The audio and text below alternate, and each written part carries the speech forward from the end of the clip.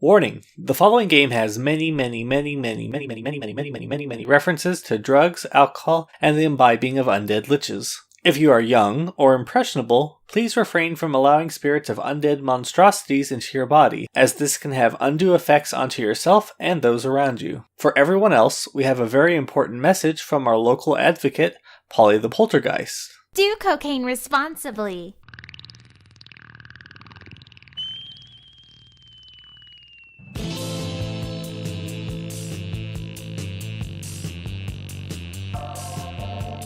As all, or, well, most of us, are living, breathing individuals, we have all dealt with the pressures of high school in one way or another. That being said, I doubt any of you ghoulish individuals out there have had to deal with the plethora of blood-soaked, demon-summoned, cocaine-addled issues that you would have had to endure if you had attended this fine establishment. Welcome to Monster Prom, an outrageous, outlandish, multiplayer dating sim that wears its inspiration from the game The Yogg on its brightly tattooed sleeve. That's right, you heard me, a multiplayer dating simulation game. Now before you run off and hide under the covers of a thought of a dating sim, let me tell you that Monster Prom is absolutely hilarious and doesn't take itself seriously in the slightest. The game can be played cooperatively or counter-operatively, as you and your friends try to get a date to the, you guessed it, Monster Prom. You can also play by yourself, if you don't have any friends. Loser. For our monster dating simulation game, your choices of love interests are Scott Hal, a dumb sweetheart werewolf jock, Miranda Vander something, a genocidal mermaid princess, Vera Oberlin, a vicious business-savvy gorgon with a penchant for blood sacrifices, Liam de Lioncourt, a hipster vampire, Polly Geist, a party ghost girl, and Damon LeVay, the demon bad boy. Because of course he's a bad boy, why wouldn't he be? Before you can choose which of your classmates you want to get down and dirty with, first you must choose who you are. And you and your friends will have 4 different avatars to choose from a Frankenstein's monster, a zombie, a djinn, and whatever this thing is. You can also choose your pronoun, so that's fun. After everyone has chosen his, her, and their characters, everyone must take a short quiz to help boost their stats. Because that's right, this game has stats.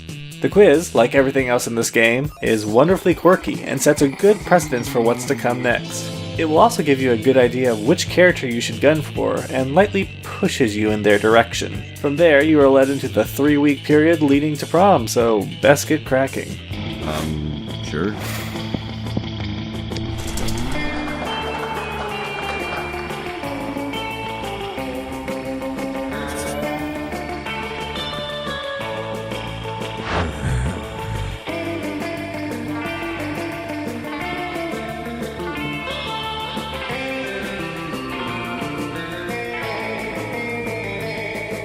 Now from here, the game is broken into sections. Every week you will get 2 opportunities to visit a different area of the school, each of which will allow you to gain a stat depending on the location. Actually attending class, for once, will allow you to gain smarts. Hanging out in the bathroom will net you boldness.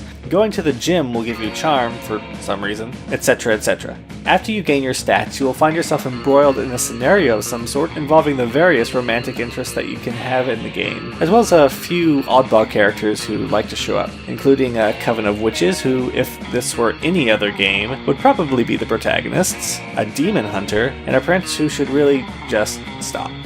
These scenarios will have 2 different options on how to proceed, and based off of your stats, you can either succeed the option or fail it.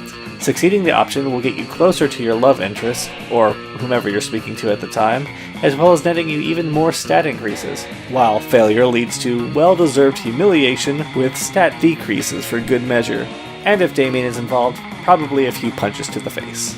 There is a bit of randomness in regards to which scenario you will run into, but there are various things that will influence what type of situations you will end up in. Primarily, you will end up in a scenario that focuses on, or at least partially focuses on, the last of the romantic interests you had a positive reaction with. So, for instance, let's say at the very beginning of the game you make a choice that sets you on Vera's path.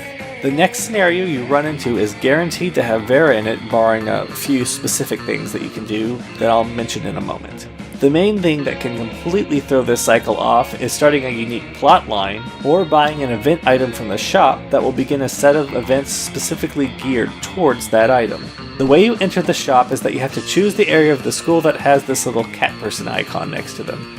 I'm not sure if this is supposed to be in reference to something, but I'm just going to call them the cat person.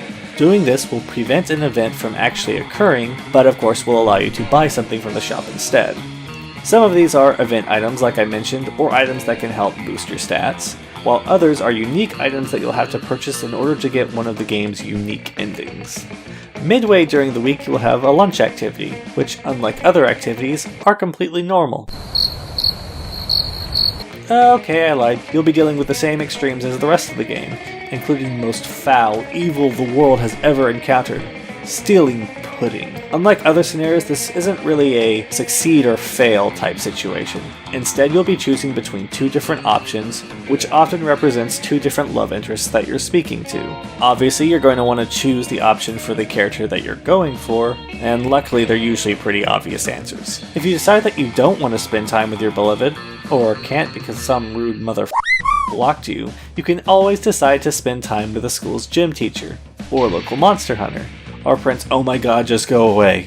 None of these will get you closer to your romance goal, but will allow you to raise your stats significantly, so you can choose these options to try and get a leg up for the next activity. The last activity only happens if you are playing with a group, and it's the after hours activity. Usually these involve going to a club, or sacrificing hobos, or something along those lines, which will have one player choosing another to get involved in an activity. Succeeding or failing the activity often leads to positive or negative things for both characters, so trying to sink another player here will usually backfire. By the end of the game, you'll have the opportunity to ask one of the characters out, and either they will say yes, or they will say no and laugh at you for even considering the possibility of going out with them, even if they just insinuated that they wanted to go out with you on the event before. If you manage to follow one of the special plot lines to their conclusion, you will also get a unique ending specific to that plotline thread. Bow to your queen.